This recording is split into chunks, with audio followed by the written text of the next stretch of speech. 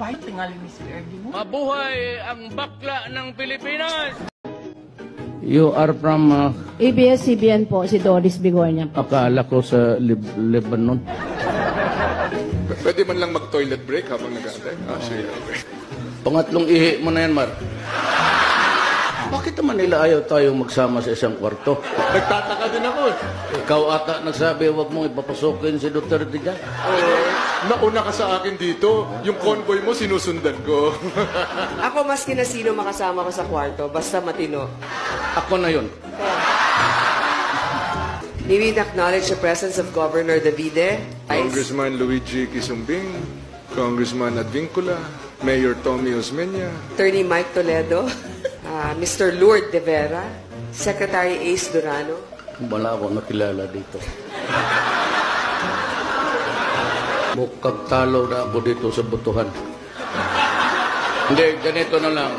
Yung hindi natawag dito ng dalawa, dito na kayo sa akin. Ito, tignan mo itong binigay na. Tignan mo ha, pag ginanong ko, alcohol. Yan.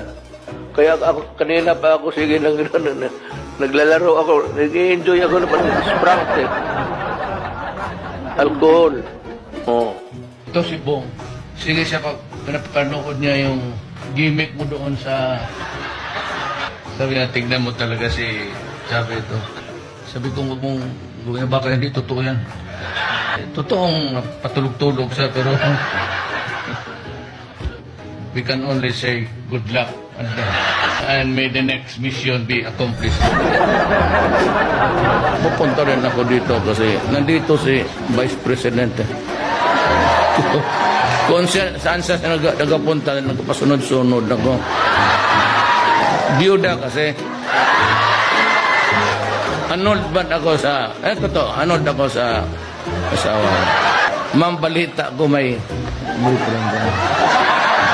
Do not be offended, pero yung sabi nila, hindi yung totoo.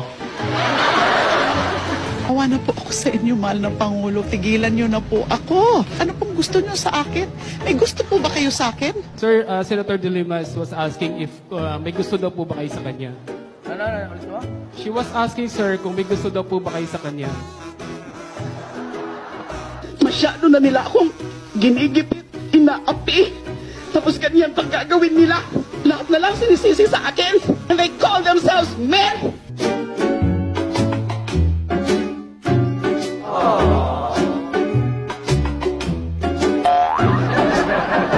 Doresa was valedictorian, pag-graduate. Puro yan sila, valedictorian. Puro valedictorian, Kairi. Good lawyer, si... So, tignan mo. Tignan mo ang buhay. Tignan mo ang buhay. Trabahante ko lahat. Don't mind. Tang mo galit, nainit ng ulo. Mayor, sabi niyo may mga girlfriend kayo. Dapat Totoo. pantularan yan ng mga kabataan. Well, kung hiwalay ka sa asawa, doon gawin mo sarili mo. Anong gawin ko itong karga-karga ko? Hindi ko naman ipagbili ito. Hindi mo masangla eh. Para sa akin yun na yun. The best that my efforts can really achieve. Kung kulang pa yun, pasensya na po. Yun, hindi ko na talaga kaya. And your help in my journey in the 6 years na binigyan ninyo ako ng honor maging presidente ng Pilipinas. Maraming salamat.